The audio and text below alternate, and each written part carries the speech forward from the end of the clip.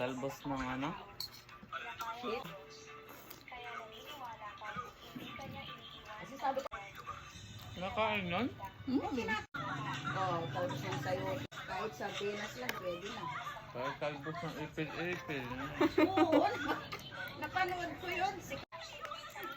Dati na pakain ko sa baboy, dati yun eh. Ngayon pati tao pala, kinakain yun. Ang tumbler na. Maraming yelo.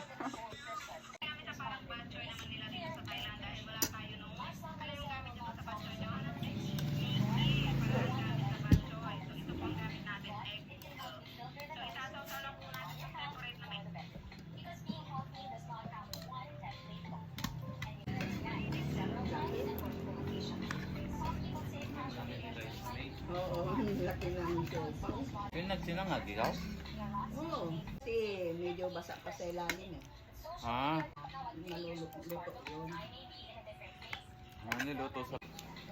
Di man nakarating doon sa table, parang pulutan nila.